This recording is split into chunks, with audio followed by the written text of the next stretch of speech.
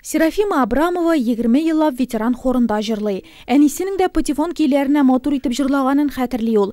Якшәмбе көне якын кешесен әниләр бәйрәме белән котлар иде дә, газизе якты дөньяда юк шул инде. Аның турында истәлекләр, фоторәсемнәрдә сакланып калган. Вот фотография моей мамы. Бу минем әниемнең фотолары. Ул 5 бала үстерде. Мин аны һәр вакыт күз яшьләре белән искә алам. Ачлык елларында ул безне өстәл артына утыртканда үзе бер кайчанда утырмый иде. Ул беренче чиратта безне ашатты. Үзенең нәрсә белән тукланганын да белмибез хәтта. Шундый авырлыкларга түзеп тә ул безне югалтмады, үстерде, укытты. Почему? Потому что она знала, надо в первую очередь накормить нас.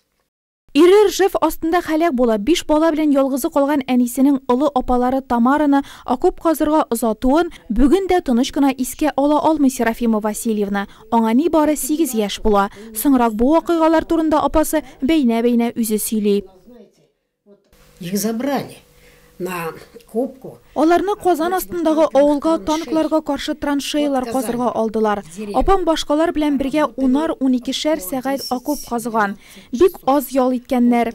Кичен мишкә киемнәрен киптерергә куеп йокларга ятырга гына өлгергәннәр. Иртән тагы эшкә чыкканнар. Ашау, яшәү шартлары бик начар булган. Хәтта юынырга да мөмкинлек булмаган.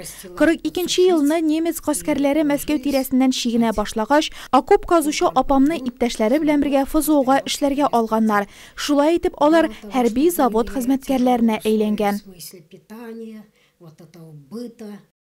Окоп казулар тәмамлангач, Тамара Кузнецова озак еллар заводта эшли. Балалары, оныклары туа. Серафима Абрамова бүген дә алар белән элемтәне өзми һәм авырлыкларга түзгән апасын, һәр баласы өчен кайгырып яшәгән әнисен сагына.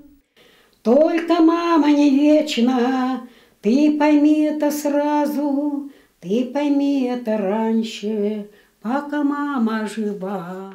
Эту песню я посвящаю и всем. Бу җырны мин бөтен әниләргә багышлыйм. Алар балалары, оныклары өчен кайгырып яши. Кадерле әниләр, озын, бәхетле гомер кичерегез. Переживают. Мамы, всем мамам.